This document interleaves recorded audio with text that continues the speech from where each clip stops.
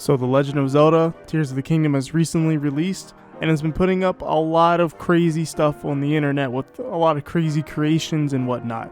And the game has sold over 10 million copies in 3 days. And Sonic fans are comparing the two recently. Which game is better, Sonic Frontiers or Legend of Zelda Tears of the Kingdom? Which game has the better graphics, combat, story, everything? So in today's video, we will not be talking about any of that because who cares? Instead, I'm going to be talking about just enjoy the games that you guys enjoy. Yes, Tears of the Kingdom is an immaculate game. I've been enjoying my time with the game so much that it's hard to put down the controller to stop playing the game, even more so than Breath of the Wild when that came out. Tears of the Kingdom absolutely expands upon everything that you loved in Breath of the Wild and adds on the base map and revamping everything, adding 2 whole new maps below the surface and above in the sky. It's kind of crazy how impressive this game is and how it runs on the Switch, how much quality assurance there has been on this game and everything. It's peak. It is peak fiction personally. But that doesn't mean I don't enjoy Sonic Frontiers because this game is so freaking good. Games are games. They're meant to be picked up and played, not necessarily competed against when it comes to consumers. Consumers buy what they enjoy, or what they think that they'll enjoy. It's not really up to us to think about which game's competing with which. You directly involve yourself in aiding the competition by buying both games anyways. Sonic Frontiers has been a new breath of fresh air, no pun intended, for the Sonic franchise in my personal opinion, and it's a W for me. I enjoyed the game. It may not be as replayable as previous Sonic games, but that's fine. The game was really good, I enjoyed my experience with it, and that's what matters to me most. Yes, replayability of Sonic Frontiers is quite low, because once you do everything, there's not really much to do. And yeah, you can mess around and run around the world. Even if the game had crazy adventure physics, I still don't think I'd be running around the world messing with the physics, because I would be bored. The same case goes for most open world games that you guys 100%. There isn't really that much reason to go back to it. I could understand Spider-Man, you enjoy the swinging, but even that got boring for me. I would never go back and boot up Spider-Man just to swing, no matter how much I enjoyed it. What brings me back to games are things such as, I don't know, Sonic Adventure 2 levels, because the mastery in them is fun. That's what's missing from Sonic Frontiers. Tears of the Kingdom definitely has some mastery to it, but it's also a similar scenario. Once you do everything, there isn't much to do.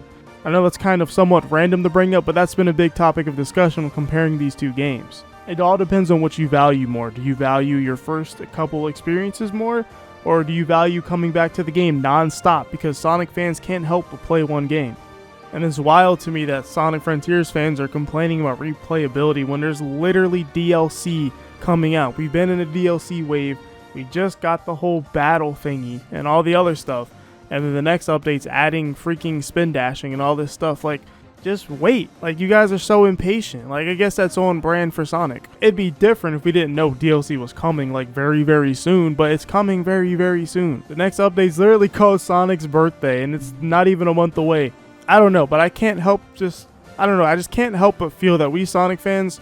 I'm sorry, not me at least, but a lot of these other Sonic fans, they get really bored so easily, and these conversations that arise all the time about the muzzle of Sonic's face, or the new logo is terrible, Sonic's shoes are slightly less red, oh, his spikes are a little too short, uh-oh, his nose looks a little weird. It's just getting tiring. Like, I don't understand how there's nothing else to talk about. There's just way more interesting things to talk about when it comes to Sonic. But yeah, these are the things that we harp on and turn into big deals. And people are like, oh, it's just a nitpick. Yeah, it ain't a nitpick anymore when it becomes a big deal and everyone's talking about it. I feel like that excuse dies really fast. I think people just need to stop being bored. Enjoy the games you enjoy. Go play Tears of the Kingdom. It's a fun game. If you like Sonic Frontiers, go play Sonic Frontiers. Or don't. Or don't play Tears of the Kingdom. It's that simple. Just enjoy what you enjoy. I think you'll probably have a better life. The first world problems of the Sonic community is honestly just really pathetic. It's actually just pathetic. There's just so much more you could be talking about. I don't know, some people may say, well, some of these people are teenagers or kids coming up with these discussions. That doesn't mean anything to me. I was a teenager once. Not even that long ago, honestly. Even back then, I thought those discussions were kind of stupid. But anyways, that's my thoughts on Sonic Frontiers versus Tears of the Kingdom. It doesn't freaking matter. And those are my thoughts on all the million discussions about Sonic that also are really stupid and don't matter and cause drama. It's a video game. Like, yeah, it's a video game. Anyways, see ya. Oh well, whatever happens, happens.